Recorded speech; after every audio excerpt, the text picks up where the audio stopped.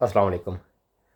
कल की खबर है कि पाकिस्तान में एक गैर मुल्की सफारतकार ने एक पुलिस वाले को, ट्रैफिक पुलिस वाले को टक्कर मारकर ज़ख्मी कर दिया और वो अस्पताल में दाखिल है और उसकी हालत भी तशवीशनाक है। उस जो सफारतकार है उसकी मज़ीद तफसील तो नहीं सामने आई, बस इतना ही था कि एक सफारतकार।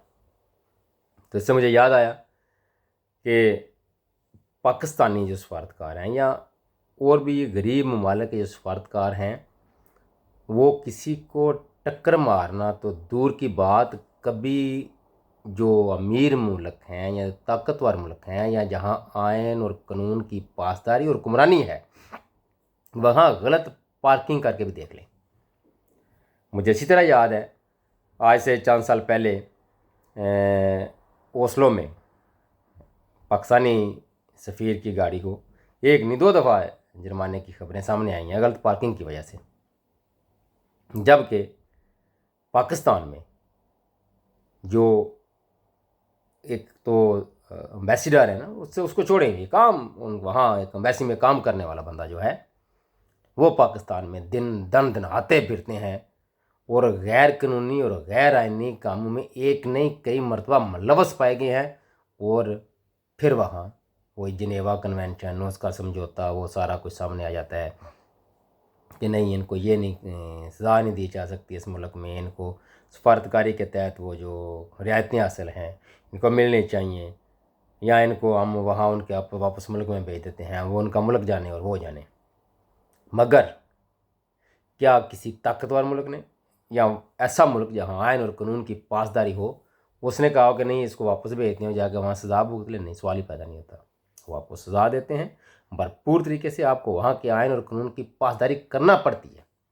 ऐसा नहीं है कि आप दंदनाते फिरें और आयन कानून को वायलेट करें और अपनी सफारतकारी के पीछे जो आपको रायत हासिल है उससे फ़ायदा हासिल कर सकें, ये नहीं हो सकता।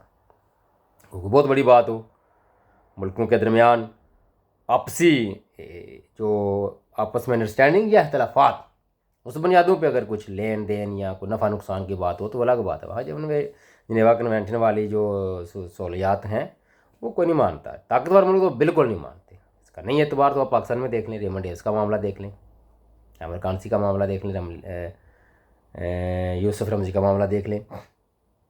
ये उसके बाद जो ताज़ा तरीन वाक़या हुआ अपना ओसामा बिन लादेन वाला देख लें, कहाँ किधर छुपा होता है, कौन अपने मुल्क की वो करते हैं जो मुखबरियाँ, और उनके लिए जो ताकतवर मुल्क हैं उनके लिए कोई मुखबरी करता है तो वो उसको भरपूर प्रोटेक्शन भी देते हैं और अपने उस बंदे को बचा के भी ले जाते हैं। बहुत कम होता है कि उसको छोड़ दे तो नहीं, अगर वहाँ ना भी वापस लेके जाए तो कम से कम उस मुल्क में उसको इतनी रियायतें दिलवा देते हैं जो यहाँ के वज़ीर मशीर और अशराफिया हासिल करती है जेलों में। और ये एक ऐसी एक बदकिस्मती है जो आपकी मुल्क की अमीयत और गैरत और जो इज्तिमाई तौर पर इसको राख का ढेर बना देती है।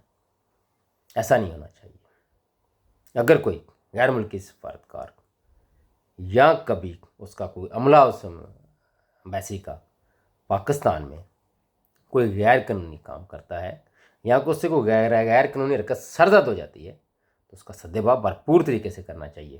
हाँ, जो रियात है उसके पीछे ऐसी रियात नहीं कि आप ट्रैफिक सिग्नल पे खड़े कांस्टेबल को उड़ा के चले जाएं। और ये था उसमें कि वो रेड लाइट थी और उस रेड लाइट में उसने गाड़ी को चलाया और इस वजह से ये हादसा पेश आया। आप तसव्वुर भी नहीं कर सकते किसी मौजूद दुनिया में रेड लाइट पे सिग्नल क्रॉस करना और उस पर फिर बंदा कुछ ज़ख्मी हो जाए। तो ये सफारतकारी के पीछे ऐसी जो जराइम हैं वो नहीं छुप सकते और ना ही ऐसे जराइम छुपने चाहिए। देखते हैं, अब तक तो खैर कभी ऐसा हुआ नहीं कि ये कोई अच्छे तरीके से एक बाइज़्ज़त तरीके से, बावकार तरीके से एहतजाज भी कर सकें।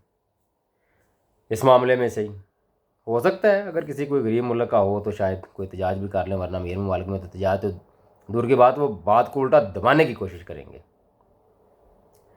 हमें माना असल कौम बावकार तरीके से ज़िंदगी गुजारने के तरीके और गुण सीखने चाहिए। 21ویں صدی میں اگر قوموں کی دنیا میں اپنے آپ کو باوقار رکھنا ہے تو آئین اور قانون کی پاسداری کرنی ہے، اور آئین اور قانون کی پاسداری تبھی ممکن ہے جب